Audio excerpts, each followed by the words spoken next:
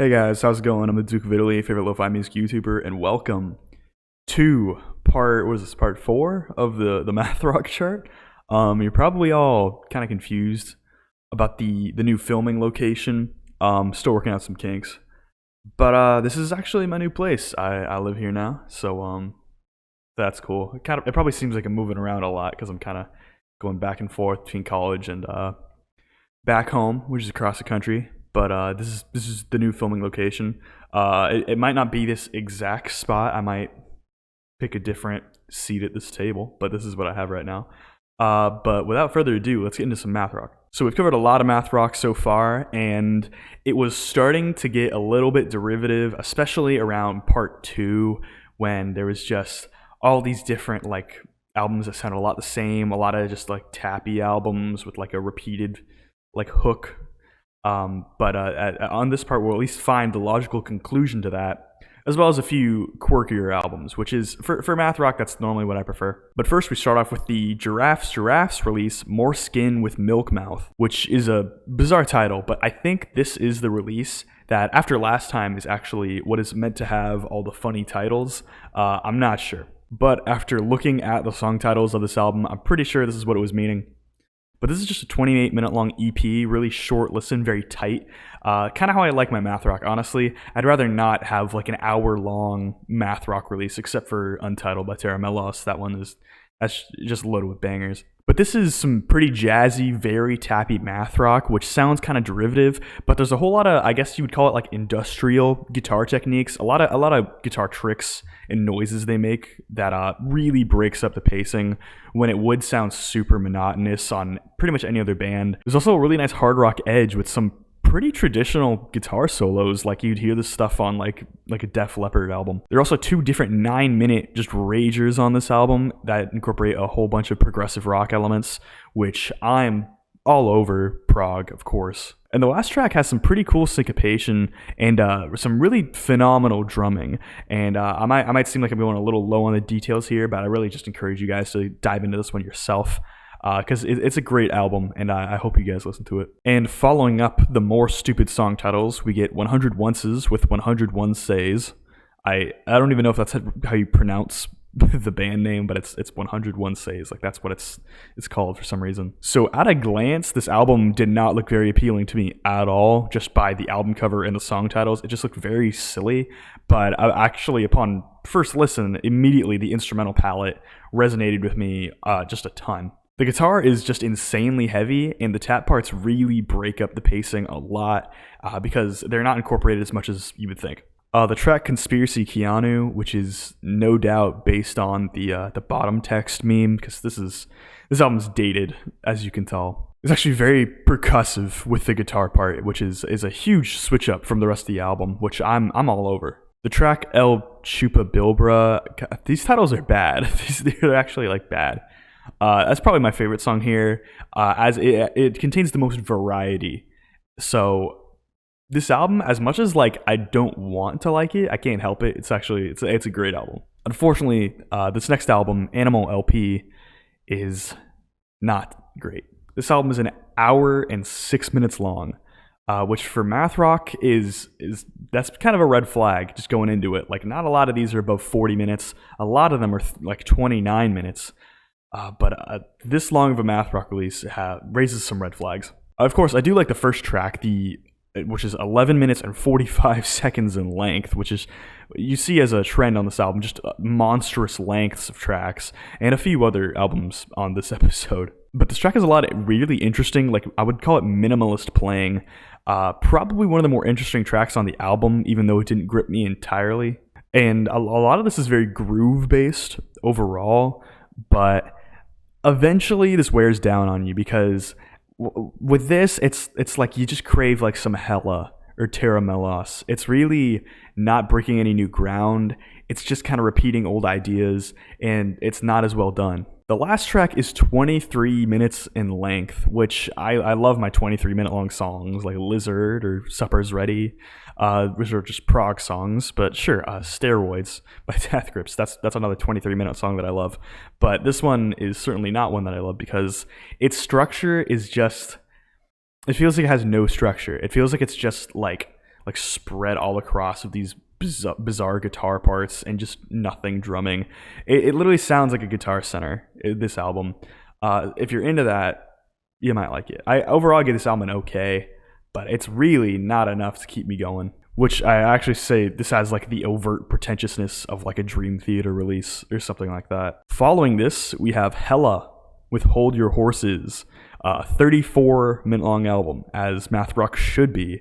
And there's not a second of lulling on this album. It is immediate energy and just destructive playing the whole time.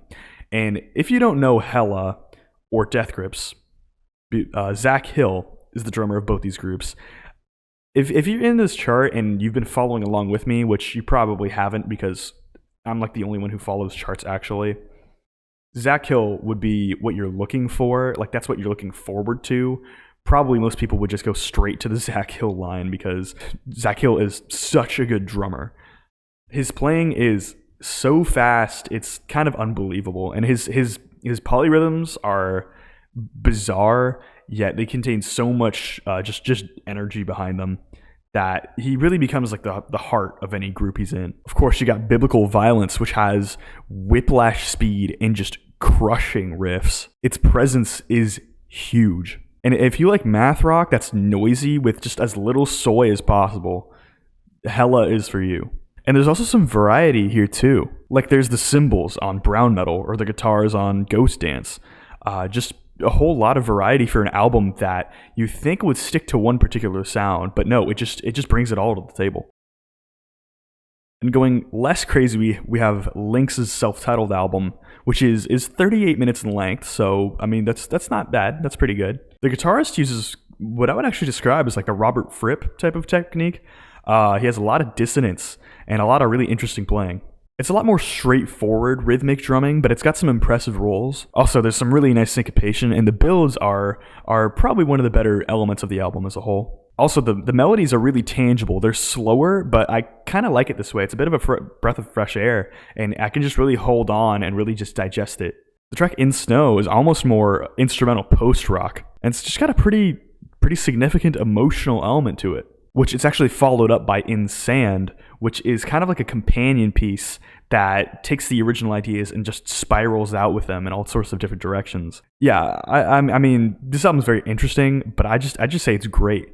Sure, it is a little less crazy than Hella, but it's the eclecticism that really brings it to this level of quality.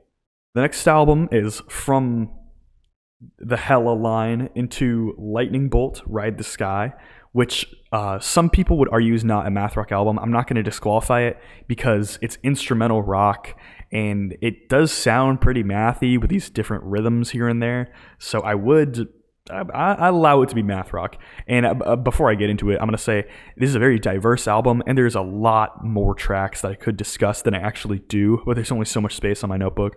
But it is incredibly noisy as it is noise rock. If Hella is as tight as the noise gets, Lightning Bolt just can't contain it. It just breaks out constantly. The song Saint Jacques sounds like a melody that is desperately trying to emerge and establish itself, while the drums just beat it into submission. The song Fairy Folk switches it up a bit by being very tense and funky, ultimately trading some of the noise factor for a different type of presence, being tense and almost scary. So if you want to get into Lightning Bolt, absolutely do it. They're a phenomenal band, but this is certainly a great place to start, and it's a really good change of pace. Just a great album overall. And then we get the Crazier moniker again, and I was thinking, what could be crazier than like Lightning Bolt or Hella?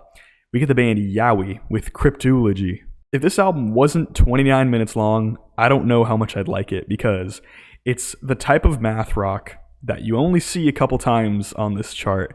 It's the kind that really blows your mind if you've listened to math rock before. It's the kind that really separates itself and dives into free jazz. A little like Storm and Stress, a little like probably another album on here, but so much wilder. It almost feels completely nonsensical the way this is played. It's 29 minutes of borderline noise music with rather ordinary tones, mind you. Now, I wasn't sold on it from the opening track, but it does grow on you as it goes along. It's really one of those albums you have to sink into the world of because it's just such a foreign concept. Where there's some innovation that I can get with immediately because it has such an interesting presence. Meanwhile, this is something that really doesn't hit you until like halfway through. I'd almost describe it as like free jazz post rock in a weird way, where you've got this nonsensical structure that gets faster and noisier until it reaches like a peak. The 6-minute song Tara shows more in 6 minutes than some bands do in their entire discography. It's actually like shocking how much you can fit in at some cases. And Yowie really separates themselves from almost any other band. This album's not for everybody, and it's not an album that you can just turn on and get with, but it is a great album. For the next 2 albums, actually, we see a trend, and I don't think this has happened on a chart before, even on the Black Ace chart that I covered over a year ago. But we got the band Sujanu, I think, they're a Japanese band, with their album Pechiku. I have to disqualify this album as a whole because I could only find like one song of it anywhere. The only place I could find like where it was MySpace, but I don't know how to use MySpace, so I tried, but it's not on YouTube. The band is on Bandcamp, but for some reason this album isn't on Bandcamp. I think the opening track was on SoundCloud, which I listened to. It sounded okay. So if you guys are out there and you're just like torrent wizards and you really know how to find music that just isn't anywhere, then like shoot, like give it a shot if you want some Japanese math rock. Up next is the album Suspended Definition by the band Many Arms. This one's also disqualified. I couldn't find it anywhere at all, except for Discogs.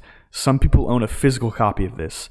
And no, I wasn't going to purchase an album just to hear it, like, and maybe not even like it. Like, I just didn't find that worth it. So it's getting a DQ. If you guys are so inclined to complete the chart and just really hone in on it, go ahead and buy it. But I think it's a little weak for a band to not have their album anywhere at all, or a live performance, or anything online, because there's just no reason to do that. But after this mess of 2 disqualifications, we actually get one of the best albums on this chart as a whole. Maybe the track listing isn't bulletproof for a couple people, but for me, I thoroughly enjoy this. This is the band Z's with their album Arms, which this isn't their highest rated album by many people, but it's the only one I've heard so far, and it is interesting. The moniker on the chart is that it's plus saxophone in music school. I know I've called a couple of these albums eclectic before, but this one truly is eclectic. You have the last song, which is like borderline musique concrète with just like chimes the whole time. You've got the opening track, which is like a repeated King Crimson line, like something like I guess Lark's Tongues Part 2, something like that. Just driving super hard with the sax and the guitar, and it just spirals out like little bits. Super good intro track. But then you got like super psychedelic and weird tracks like Woodworking. Then you got the song called I Can't Concentrate, which is this 11-minute just slow burner that just starts with just this really interesting syncopated like drum rhythm that's paired with like 2 guitar lines and the sax on top, and then eventually it just spirals in different directions until it just breaks off from each other entirely. And around like the 9-minute mark, after the album, like the song could be done, but what proceeds to happen is just the saxophonist just destroys his lungs by blowing the most insane note passages I've ever heard in my life, with just the most bizarre pairings behind it. It's this most dense and like interesting noise, and it genuinely, it sounds like the sky is burning down and the embers are just like scorching your skin as you're just melting into the earth. Super bizarre way to describe it. I think you guys can tell I really like this album. This album gets a great. But yeah, that's 10 albums today. That's 10. Hope to see you guys next time, where I cover some more stuff, and I think I cover about everything up until the Zach Hill zone next time. But I'm excited. Hope you guys enjoy this part. If you have any opinion on these Math Rock releases, I'd love to hear it down below. Any comments, questions, or concerns, go ahead and comment down below either as well. Rather, a like would be appreciated. A subscribe would be also appreciated. But that's about it. Hope you guys are doing well out there. Hope to see you guys next time. Have a good one. Bye.